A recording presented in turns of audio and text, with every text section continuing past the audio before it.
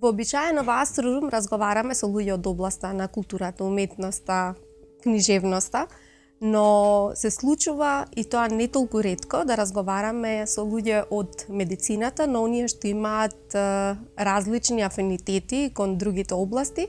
Најчесто тоа се некои екстремни спортови, уметност, книжевност. И јас ја имам таа чест вечерва да разговарам со господинот Маријан Бушевски, професор, доктор на медицинскиот факултет, интернист, кардиолог, специјалист во област, ако добро разбрав, за сите оние кои што имаат проблеми со шеќерот во крвта и се рефлектира тоа на срцето, со крвните садови, со периферните, колку што можев да прочитам. Ќе ми простат гледачите, јас сум од областа на уметноста, но затоа сте вие тука да ми помогнете и да ми кажете како е можно човек од македонската медицина да стаса дури до Европската Академија на науки и уметности. Добре дојдовте. Добре ве најдов. Благодарам за поканата. Мене не ми е страно да се најдам во круг на луѓе кои што ја сакаат културата, уметноста, бидејќи јас еден мој дел ја сакам потајно, а некогаш и со страст. Па така, еве, мојот пат ме донесе да од љубов кон медицината која што не беше наследена од моите родители, него ја најдов и ја пронедов сам во себе. Запишав дамнешта 90-та година медицински факултет во Скопје, за потоа да го завршам и да останам на клиниката за кардиологија од 95-та па до ден денес. Кога кажуваат биографии во странство, велат таму работев од тогаш до тогаш, па од тогаш до тогаш ваму, јас работам на клиника за кардиологија. И поминавте сите скалила, од асистент до сега сте вонреден професор? Сега сум вонреден професор и годинава ако одат работите како што одат, ќе бидам реизбран за редовен професор. Значи, медицинскиот факултет е она место каде што јас го имам тој двоен работен однос. И во сите овие повеќе од 2 децении, јас работам на повеќе практично дејности, бидејќи кардиологијата и кардиоваскуларната медицина е сепак еден широк прозорец во кој што можеш да работиш се и се што, вклучително хипертензија, вклучително хиперлипидемија или покачени масноти, васкуларни компликации на шеќерна болест, но последните години она кое што мене ме преокупира е практично тромбозата и тромботичните компликации од целосен аспект. И од аспект на лекување на пациентите, а од тоа пак произлегува и научната дејност. Сега да се надоврзиме на она со кое што вие практично го завршивте воведот. Повеќе од 3 децении постои Европската Академија на науки и уметности, која што е лоцирана во Салцбург, чија што мото е помеѓунационално поврзување, истражување и градење на мостови на пријателство и зајакнување на тие врски. Јас бев избран во Европската Академија во областа на медицината, по предлог на академици од таа област, заради мојот придонес за истражување, значи тоа е сепак институција која што ги посакува луѓето кои што работат научна дејност во областа пред се на тромбозата и васкуларната медицина.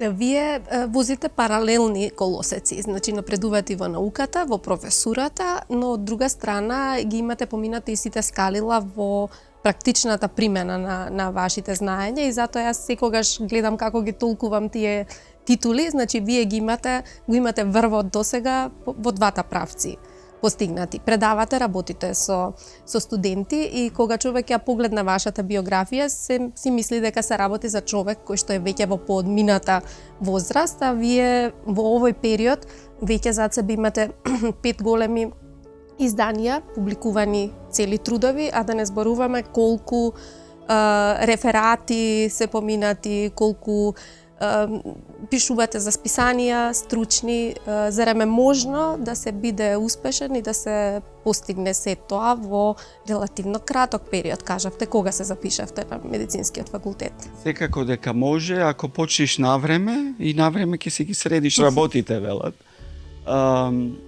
Но сето тоа е практично невозможно ако го работиш сам.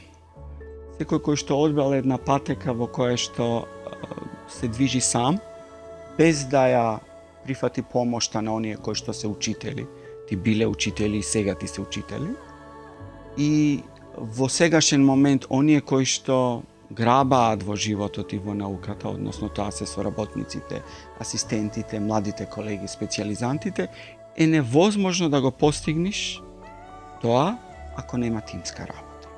Вие бевте дел од тимови со повозрасни, а предпоставам дека сега ги вклучувате и вашите студенти, односно оние што се во повисоките години. Еден од начините на нивното вклучување не само во секојдневната клиничка работа, но и во научната работа. Имено јас како еден од водителите на Македонското здружение по кардиологија, служам како генерален секретар во моментот, организиравме 2 меѓународни собири, 2 симпозиуми и 1 конгрес, Македонски конгрес по кардиологија, во која што беа максимално вклучени со своји реферати, со своји прикази на случај, младите колеги, сите оние кои што посака или кои што имаа прикриена желба, па ние малку ги поттикнавме да тоа го направат и таа соработка мислам дека ќе продолжи и понатаму.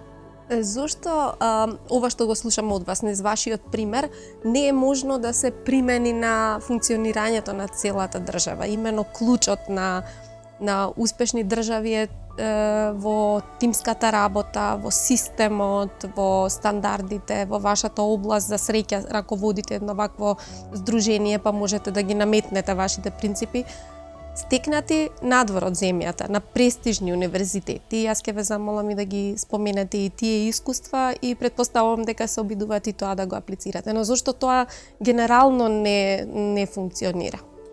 Повеќе фактори се тука. Еден од факторите, ние сме премногу мали како земја, како заедница. И еден од клучните чекори за тоа решавање е таа глобализација. Ние како заедница кога што поскоро би се вклопиле во тој меѓународен систем на соработка, мислам дека повеќе ќе успееме.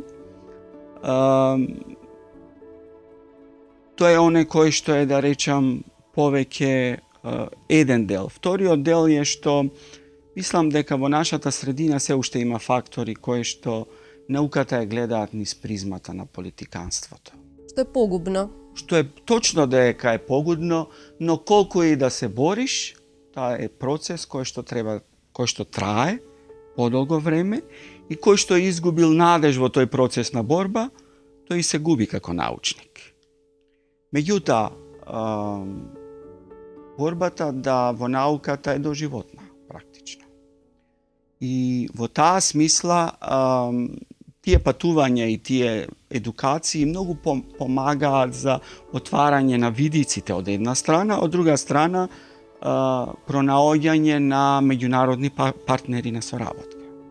Бидејќи невозможно е, сега кога зборуваме за медицината, да ти бидиш експерт во својата област, а да бидиш само локалец. Да те знаат во Македонија. Да, во Македонија, твоите пациенти. Меѓутоа, Медицината е глобална наука и ти треба да се поврзиш. Треба да се поврзиш со одредени меѓународни центри, кои што практично ќе го видат твоето искуство, ќе ги присликаат тие пациенти во европски или во меѓународни услови и на тој начин мислам дека тоа меѓународно поврзување е еден од клучните фактори за успехот.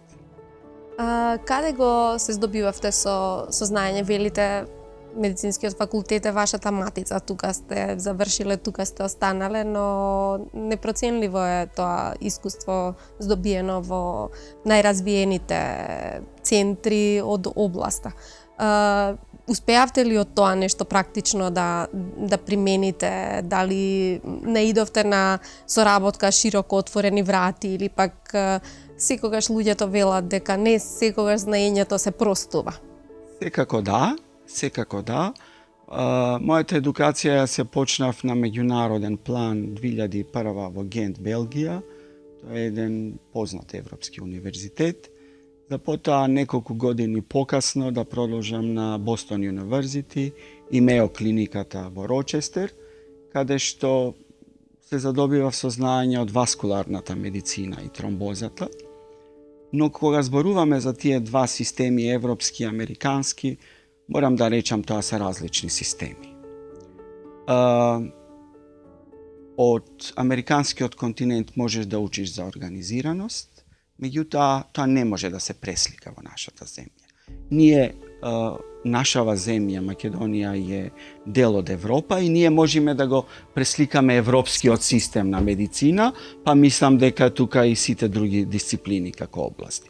Меѓутоа, американскиот континент е тоа кое што ти учиш за технологија, за високи технологии, за нешто кое што доаѓа, кое што е брзо применливо и начин на организација. Менаџирање на работите. Начин на организација, менаџирање. Имавме тука за среќа во овој циклус емисии, го имавме и доктор Тулевски, го имавме и господин Сали Стаџер, така што многу интересни антиципации кога ве слушам вас, ги слушам тие моменти, тие меѓународни искуства, но и склоноста кон уметност, кон природа, едниот со велосипедизам, вие сакате планинарење и многу ја сакате уметноста, ако добро разбрав, мислам дека е така, сте голем колекционер на уметнички дела. Од каде тој порив? Дали влечете корени семено, бидејќи мора да го истакнеме тоа, јас од искуства со музичарите, велам дека Битола е навистина расадник на градското, на урбани луѓе, таму се првите клавири, од таму многу уметници излегле, не само во музиката. Точно така, од таму ги влечам оние никулци, но тоа практично букна кога дојдов јас во Скопје да студирам. Сепак Скопје за државата е центар на уметноста и наеднаш се сретнав со мноштво на изложби, како домашни, така меѓународни, и ја продлабочив наеднаш љубовта кон уметноста. И во еден момент, на времето кога добивавме тие студентски стипендии, каснеа една година и наеднаш ни ги сплатија стипендиите. Многу пари. И мене како студент ми дојде тоа многу пари, јас што да правам сега со тие пари, не ги имав планирано и отидов купив слика од Петар Мазев. Ни помалку, ни повеќе. Ни помалку, ни повеќе. И така почна мојот пат, мојата одисеја на прибирање, грабање на слики, и сега дојдов до така едни убави дела во кои што уживам јас. Колекционерството не е само по себе на прибирање на бројка, јас имам 200, 300, 500 слики, него е правење на еден амбиент, на една атмосфера во кое што ти се обидуваш да избегаш од една реалност и си правиш еден паралелен свет. Бидејќи медицината, повторно се враќаме, бара бегства. Бара бегство, тоа е тешка дисциплина. Моите први контакти на клиниката за кардиологија беа поврзани со тешки случаи. Таму е секогаш има и смртни случаи. Уметноста е нешто во кое што ти практично уживаш, се релаксираш, па си правиш и психоанализа себе си и на еден начин уживаш и влегуваш во еден друг свет. Чинам дека сега Петар Мазев е вашиот, ако ве прашам да издвоите уметник, со самото тоа што бил првиот, реално првото дело било негово, дека ви е еден од омилените, но кои други уметници ги цените посебно и како конечно бирате слики? Треба да ве освои, треба нешто да се случи несекојдневно, или навлегувате кога ќе засакате некој автор, па сакате уште повеќе да го продлабочите? Да. Уметноста, кога ја сакаш подолго време, почнуваш да ја анализираш и како што вели еден мој пријател, критичарот Владо Величковски, треба да ја почувствуваш. Сега јас сум стигнат до степен кога ќе седнам до едно дело, тоа може да биде најубаво, но јас да не го чувствувам. Може да не биде така големо, а да биде многу моќно. Јас сум стигнат до степен да ги чувствувам сликите. И кога зборуваме за уметноста, од една страна, првата љубов е тој мој македонски експресионизам, каде што се Мазев и Мартиновски, а од другата страна се оне македонски надреализам или фантастична уметност, во кој што се Васко Ташковски, кој што се Спасе Кунјавски, и практично ги имам тие два одделни сегменти во македонската уметност, кои што подеднакво ги љубам. Им давате шанса на младите уметници, на странските Секако, сликари? Да. Секако да, странските сликари љубам да ги гледам, но во овај момент не сум купил ништо од странските, а ги пратам редовно. А во однос на техниките, ако ги споменавте овие, значи дека масло на платно ви е омилената или други техники? Не мора да значи. Не мора да значи. Уметност е уметност сама по себе. Можеш да видиш еден цртеж кој што има поголема моќ него едно масло на платно. Интересно. Посетувате аукции, се интересирате како се движат цените во светот, како се менаџира уметноста, бидејќи сега се создадени нови услови, да не кажам специјализирано е во таа област, па уметноста се поистоветува со престиж, со снобизам, со некакви такви споредни нешта кои што импутираат друга вредност, а не вака дека вас ве освојува. Има и такво нешто, не велам дека не, и тоа не е непотребно. За да живее уметноста мора да има и такво нешто. Но кога зборуваме за споредба помеѓу уметноста како ја третираат во странство и кај нас, ние се уште каскаме. Се уште каскаме не само заради платежната моќ, него и заради немање на доволна традиција. Однос кон? Да, се уште смел сум да го кажам тоа, бидејќи добро ви се познати состојбите. Добро се познати состојбите. Една изложба може да наполни во холот многу луѓе, меѓутоа тоа не значи дека сите тие луѓе ја љубат уметност.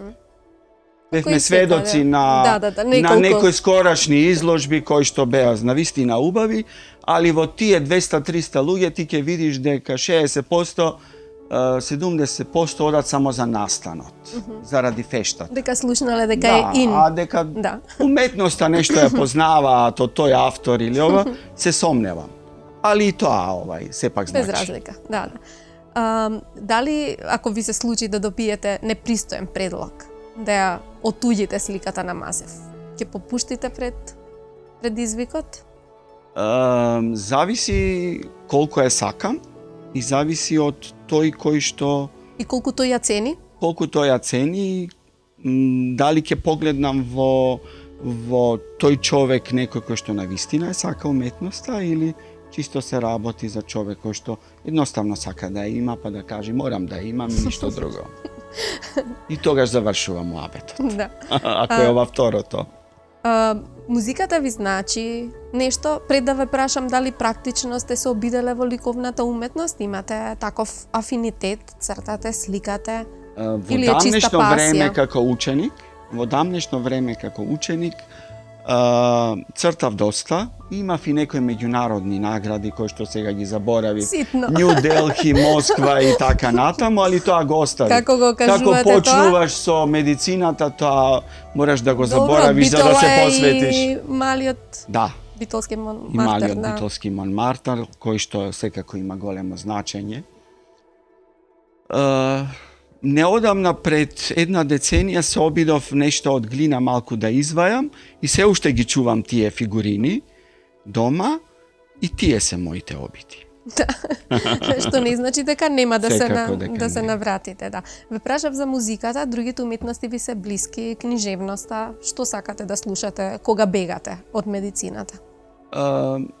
Не сум голем фан на музика, но сакам да слушам убава музика и ја пратам новата музика пред се благодарение на ќерка ми која што е средношколка. Морате, Да, изложени она сте. ме потикнува да што е ин во моментот во музиката, а ја користам за моја релаксација кога сум премногу уморен. Паралелно како аудио и визуелна уметност. Да. Што значи семејството во целата ваша приказна и по однос на професијата и по однос на пасиите? Семејството секако е поддршка во истрајноста на еден долг пат. И секако е сврзан дел од едно живење, од моето битие. Не би било тоа што сте. Да ве прашам сега планините. Повторно, пелистер, логично или? Не, планините од широк аспект. Ги сакам и лете и зиме. Не помалку лете од помалку зиме, ги сакам во сите варијанти. Зиме ги сакам и за пешачење и за скијање, а лете ги сакам само за пешачење. Искачувате врвови? Да, искачувам врвови. Сум стигнал до највисоките врвови во Македонија, меѓутоа не сум почнал во регионот. Тоа значи што велите не сум почнал, дека ви е во Сум план. Да. намисла и читам сега некои походи кои што ги има, али сум многу внимателен. Им препорачувате на пациентите да се движат во природа секако, но познавајќи ја и одвнатре и однадвор и низ пракса и низ себе опасноста на планината за срцето, колку што е таа добра, знае да биде и опасна, како се однесувате во тој поглед? Таа вам ви прави задршка или ве поттикнува да им ја препорачате и самите да напредувате? Секако дека тоа е една интензивна физичка активност која што се препорачува кај сите кои што се здрави или условно здрави. Срцевите болесници имаат лимитирана активност и не сите можат да се подвргнат на таква физичка активност. Така да ние кога го препорачуваме тоа, го препорачуваме кај оние пациенти кои што имаат фактори на ризик кои што се под контрола. Хипертензија, хиперлипидемија. Бидејќи сите докази, сите студии зборуваат дека тоа е еден дополнителен фактор за едно подобро преживување. Сосема е друга приказната кај луѓе кои што се прележали миокарден инфаркт, кои што имаат срцева слабост, тие практично немаат моќ тоа да го прават. Дали како кардиолог ви успева да дојдете до тие сфери, да знаете како функционира срцето, емотивно, што значи тоа кога една слика ве повикува, што значи страст, што значи пасија за нешто без што не се може. Едно се оние екзактни работи кои што се илјада пати потврдени и можете да ги есапите за научни докази, но што правиме со другиот момент, со необјаснивите работи кога медицински ќе предвидите дека некој нема живот, тој ќе преживее заради некои други фактори надворешни и обратно. Еден од постулатите во кардиоваскуларната медицина има филозофска основа. Уште давнешно Аристотел рекол дека животот се базира на движење или на циркулација. И кога зборуваме за тој постулат, тој не е само така речен, само по себе, бидејќи кога ќе запри нешто, запрува се. Од друга страна, работите во медицината никогаш не се 1+1 равно на 2. Тоа сме сведоци на повеќе случаи. Иако, после едно долгогодишно искуство, можеме да кажеме да еден пациент спрема од одредени параметри, спрема одредени клинички карактеристики, колкаво е неговото преживување, колку очекуваме, колку сме дале за него и што можеме да очекуваме од него. Иако ние како лекари никогаш не се откажуваме од пациентот, бидејќи тоа не е само во нашата заклетва, тоа е практично и во нашиот став во животот да не се откажуваме од ништо. Така да борбата продолжува до крај. Меѓутоа сепак борбата зависи од самиот организам. Интересно. Дали сакав да ве прашам, дали некогаш без разлика какви се прогнозите, си ја почитувате интуицијата? Дали кај докторите таа е минимизирана до степен да бидат врвни доктори, треба да бидат со ладна глава, со ладно срце, меѓутоа колку таа е одлучувачки фактор кај вас да донесете некаква кардинална одлука, да предвидите нешто? Си го почитувате внатрешниот глас? Ладноста да, постои, меѓутоа чинам дека таа површна. Секогаш во нас постои некоја емоција која што колку и да ја супримираме за да можеме да обстоиме ние како професионалци, таа постои во нас. И кога зборуваме што да превагне, дали емоцијата или оние норми на однесување, ние секако дека правиме рамнотежа тука. Нормите на однесување и кодексот преовладуваат, али не можеме ова да речеме дека не постои. Поминавме дека сте автор на повеќе книги, едната од нив е издадена и за Арс Ламина, во смисла на професурата и учебникарството. Како стоиме? Дали се уште работиме по инерција на минатиот систем, на југословенскиот систем? Дали студентите веќе може да се пофалат дека имаат за секоја област учебници, па еви по вашата во кардиологијата? Се работи на тоа да ние ги покриеме сите области, иако не можеме да се пофалиме дека сме максимално ефективни и максимално брзи во реализацијата на тоа. Правиме учебници кои што студенти кои што се неопходни, но она на што треба да поработиме повеќе како фела, се тоа засебни изданија од типот на тоа што го спомнавте вие, која што Арс Ламина го издаде како моја монографија, тоа е венската тромбологија. И тоа со без разлика што немаат голема публика кои што ќе ги купат како такви, меѓутоа тоа е област на која што ние како наставници, ние како професионалци треба да поработиме малку повеќе, да ги покриеме сите тие подрачја. А вас лично што ве интересира од книжевноста, од белетристиката? Имате омилени теми, омилени автори, што читате, а што не е поврзано со стручната литература и дали конечно имате време, бидејќи денес бомбардирани сме со информации. Вие секојдневно, претпоставувам, ви стигнуваат артикли од стручните списанија и самите пишувате за референтни. Кога зборуваме на таа тема, јас малку ќе се застрамам бидејќи немам навистина време и велам, да одам на зимски или на летен одмор, да се значитат. Па да прочитам една книга. Последната книга што ја читам од мојот летен одмор и е оставена некаде до пола и веројатно ќе ја дочитам наредниот летен одмор. Читам се она што ќе ми се препорача, без преумиси што е подобра, што полошо, но сакам да пратам севкупната светска книжевност, бидејќи последните години читав персиска поезија, читав јапонска поезија, бидејќи на тој начин можеш што повеќе да го спознаеш светот.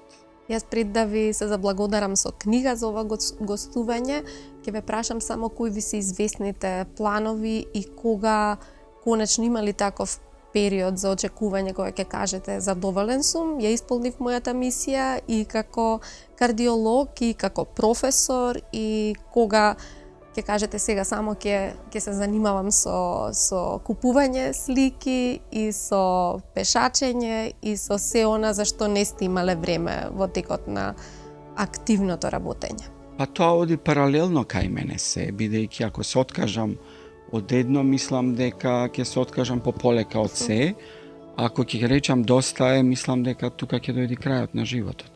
Така да рано е се уште да кажам за тоа. не ми беше воопшто тоа идејата, но дали луѓето секогаш сакаат да си прават проекции, размислуваат, прават резимеа, подредени поводи. Но од ова што ми кажавте, вие сте задоволни од ова што го работите, имате и зошто. И тоа, за тоа сведочи вашата биографија, а бидејќи сте љубител на уметност, на мене посебно задоволство ми е што можам да ви ја подарам, односно животот, биографијата на Пол Гоген. Не знам дали е еден од вашите омилени автори, но сеедно животот на сликарите мислам дека е еден од најинтересните. Да. Благодарам. Ова е еден од првните импресионистички автори кои што неговиот живот побудува на вистина големо внимание. Тој напушти Франција, да оди во француска Полинезија на Пацификот да истражува.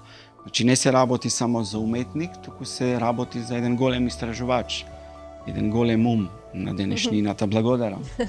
Благодарам и вам, а може би вас ќе ве однесе патот на некое такво екзотично место, зашто конечно кардиолозите се многу барани.